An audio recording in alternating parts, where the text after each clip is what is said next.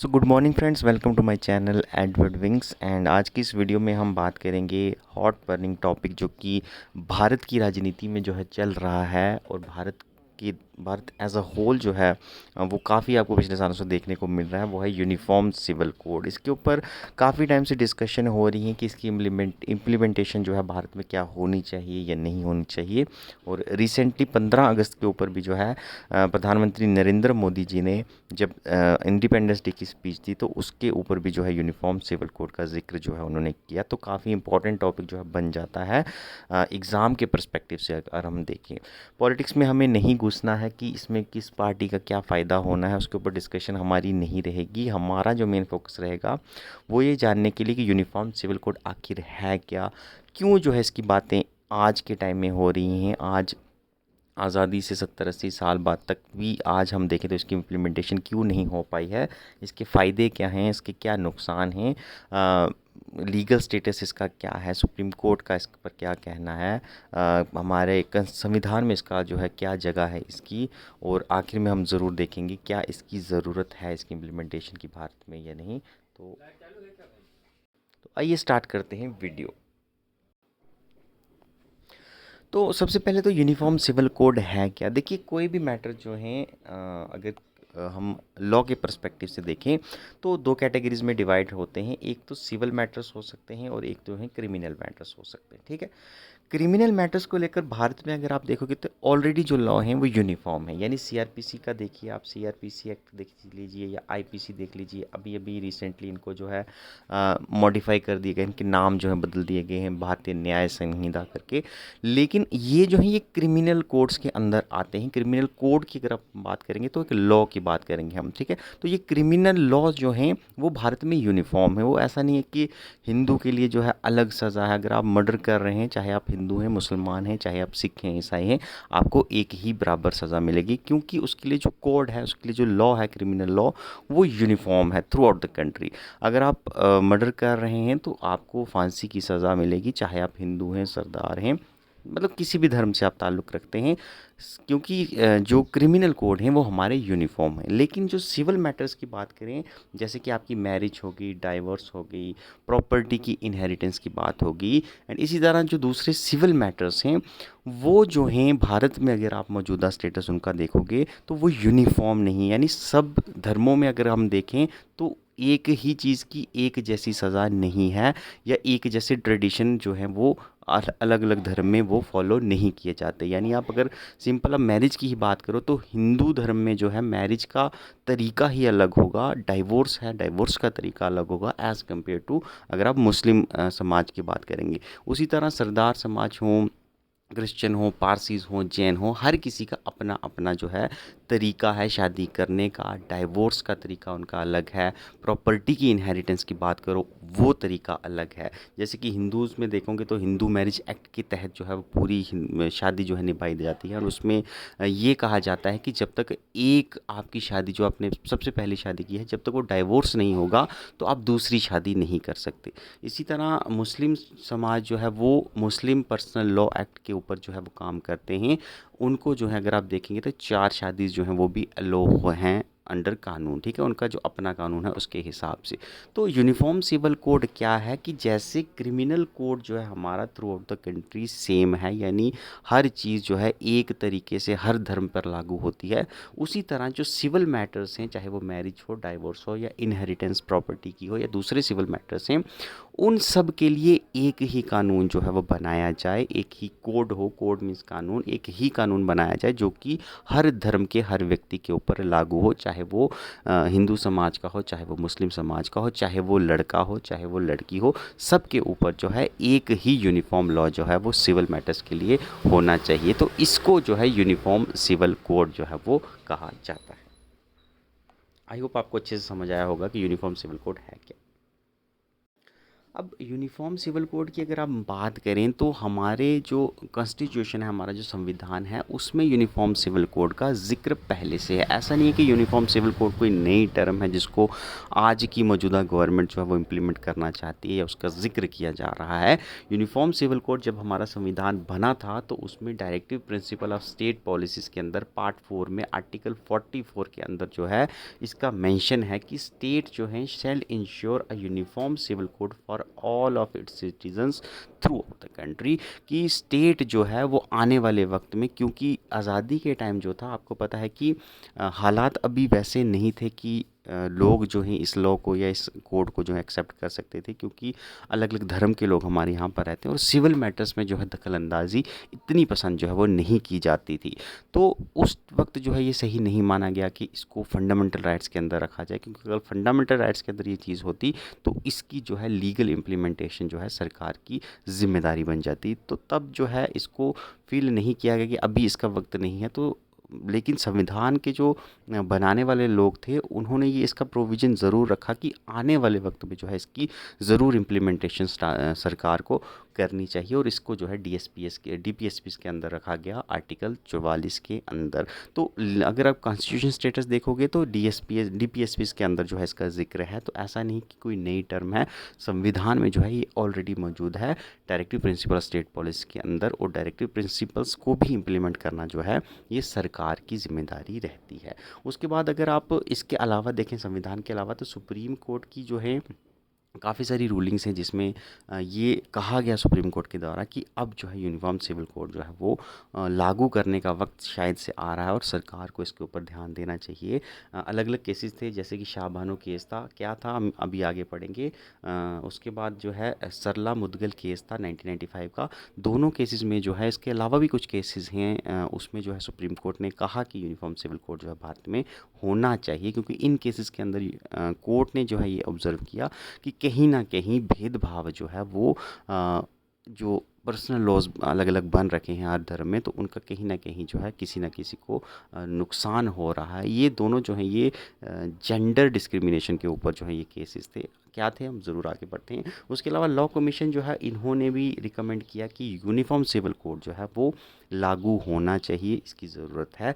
लेकिन एक कंडीशन ज़रूर कही है कि ये कोड जो है ऐसे ज़बरदस्ती लागू नहीं होना चाहिए कि एकदम से सरकार मेजॉरिटी के बेसिस पर पास कर दे कानून विदाउट एनी कंसेंसस, ऐसा भी नहीं होना। तो लॉ कमीशन ने कहा कि लागू ज़रूर हो, लेकिन सबसे पहले तो लोगों को इसके बारे में समझाया जाए, लोगों की सहमति ली जाए, जो कमी पेशी है उसको दूर किया जाए कानून के अंदर। उसके बाद सबकी सहमति जब इसके ऊपर हो जाए, उस तरह का एक यूनिफॉर्म सिविल कोड जो है वो भारत में लागू होना चाहिए। अब देखते हैं कि सुप्रीम कोर्ट ने जिन दो केसेस में यूसीसी का जिक्र किया कि इम्प्लीमेंट होने चाहिए, वो क्या थे। शाहबानो केस था आपका, और सरला मुदगल केस था। ठीक है, 1954 का ये केस है, और सरला मुदगल केस आपको 1995 का है। शाहबानो केस में क्या था कि एक लड़की थी, उसका डाइवोर्स होता है। शाहबानो नाम से लड़की थी, तो वो जो है मेंटेनेंस अपने पति से मांगती है, लेकिन पति जो है ये कहता है कि पर्सनल लॉज में हमारे जो है ऐसी कोई ज़िक्र नहीं है कि मेंटेनेंस हमें पत्नी को देनी है डाइवोर्स के बाद। तो वो शाहबानो जो है जब सुप्रीम कोर्ट में पहुंचती है, सुप्रीम कोर्ट जो है शाहबानो की फेवर में जो है ये वर्डिक्ट सुनाता है कि नहीं, पति का हक है जो है मेंटेनेंस जो है अपनी पत्नी को डाइवोर्स के बाद देना। तो तब भी जो है ये सुप्रीम कोर्ट ने कहा कि यूनिफॉर्म सिविल कोड अगर होता, यानी सब धर्मों में बराबर कानून होता, तो शायद शाहबानो जो है उसको ऐसे कोर्ट में नहीं आना पड़ता, क्योंकि पहले से ही अगर कानून होता कि मेंटेनेंस अगर एक पति को पत्नी को देनी है डाइवोर्स के बाद, तो उसको शायद कोर्ट आने की ज़रूरत नहीं पड़ती। तो तब ये फील किया गया कि यूनिफॉर्म सिविल कोड होना चाहिए। इसके बाद इसके अलावा सरला मुदगल केस था। सरला मुदगल केस में जो है केस जो है ये एक हिंदू लड़की का था। इसका हस्बैंड जो है ये दूसरी शादी करना चाहता है, लेकिन दूसरी शादी करने से पहले आपको पता है कि हिंदू समाज में तलाक देना जो है वो ज़रूरी होता है पहली पत्नी को। तो तलाक जो है ये पत्नी इसको देने को राज़ी थी नहीं। तो इन भाई साहब ने क्या किया कि इन्होंने इस्लाम कबूल कर लिया कि मैं मुस्लिम बन जाता हूँ, क्योंकि मुस्लिम्स में जो है दूसरी शादी एलो है, चाहे आपकी पहली बीवी ज़िंदा भी होगी। तो ये भाई साहब इस्लाम में कन्वर्ट हो जाते हैं और फिर दूसरी शादी कर लेते हैं। तो तब जिनकी पहली पत्नी कोर्ट में पहुँचती है, तब कोर्ट जो है इस लड़की के हक़ में फ़ैसला सुनाता है कि ऐसा नहीं है कि आप अगर हिंदू धर्म में आपने शादी पहले कर रखी है, तो पहली शादी जब तक आप डाइवोर्स नहीं हो जाता, तब तक आप चाहे आप किसी दूसरे धर्म में भी कन्वर्ट हो जाएँ, आपकी दूसरी शादी वैलिड नहीं मानी जाएगी। तो इस केस में भी यूनिफ़ॉर्म सिविल कोड का सुप्रीम कोर्ट ने ज़िक्र किया था कि यूनिफ़ॉर्म सिविल कोड होना चाहिए, ताकि सब जो लड़कियां ही भी हैं, स्पेशली वुमेन्स राइट की बात करें तो सब लड़कियों को बराबर हक मिले, चाहे वो किसी भी धर्म से हो। तो इन दोनों केसेस में सुप्रीम कोर्ट ने ज़िक्र किया था कि यूसीसी जो है वो होना चाहिए। अब हम देखते हैं प्रोज़ एंड कॉन्स क्या हैं। तो अगर फ़ायदे की बात देखें तो जैसे मैंने कहा, वुमेन राइट्स को जो है ये बढ़ावा देगा, क्योंकि जैसा कि अभी रिसेंट केसेस में ही हमने जजमेंट में बताया कि मुस्लिम लड़की को भी इसका नुकसान हुआ, हिंदू लड़की जो थी दूसरा केस, उसमें भी जो है इसका नुकसान उनको हो रहा है। तो कि यूनिफॉर्म लॉ लॉ होगा तो ये माना जाता है कि जो विमेंस हैं अलग अलग धर्म की, उनके राइट्स जो हैं वो कहीं ना कहीं पर स्ट्रॉन्ग होंगे।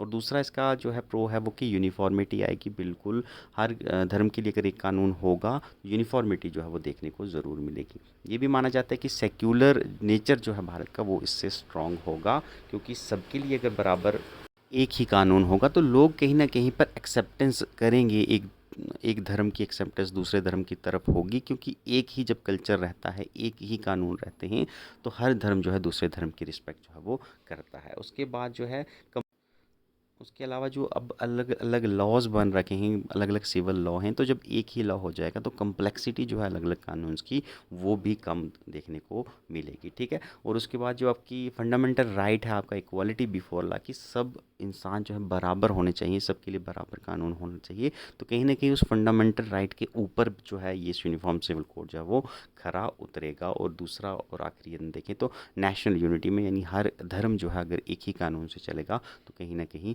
नेशन जो है वो एज अ होल वो स्ट्रांग होगा, नेशन एज अ होल वो यूनाइट होगा। लेकिन कॉन्सिक्वेंसेस की बात करें तो कहीं ना कहीं रिलीजियस फ्रीडम जो है, फंडामेंटल राइट हमारा रिलीजियस फ्रीडम का भी है, तो कहीं ना कहीं उसकी वायलेशन जो है वो मानी जाती है, क्योंकि धर्म के अंदर जो है ये इंटरफेरेंस होगा, कुछ लोगों का ये भी मानना है। तो ये इसके कॉन्सिक्वेंस हो सकते हैं। और कुछ लोगों का कहना है कि सेक्युलरिज्म जो है प्रमोट नहीं होगा, बल्कि उसमें और डिफरेंसेस देखने को मिलेंगे, और लोगों के दिल में जो है वो आपको दूरियां जो है देखने को मिल सकती हैं। और दूसरा और आखिरी हम देखें तो अलग अलग कल्चरल एंड रिलीजियस डाइवर्सिटी जो है हमारे यहाँ पर मिलती है, अलग अलग ट्राइबल ग्रुप्स हैं, हर किसी का अपना अपना कल्चर है। तो अगर हम एक ही कानून ले आएंगे तो कल्चर कहीं ना कहीं वो डिस्टार्ट हो जाएगा।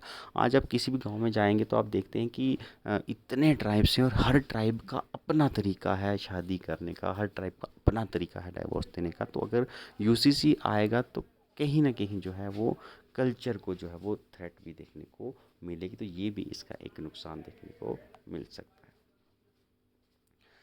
मौजूदा हम देखें तो किस किस स्टेट में जो यूनिफॉर्म सिविल कोड ऑलरेडी लागू है, तो स्टेट्स के ऊपर ऐसी कोई पाबंदी नहीं है कि जब सेंटर पास करेगा यूसीसी तभी जाकर जो है आप स्टेट इम्प्लीमेंट कर सकती हैं। ऑलरेडी जो है गोवा बहुत पहले से जो है यूसीसी जो है वो लागू कर चुका है।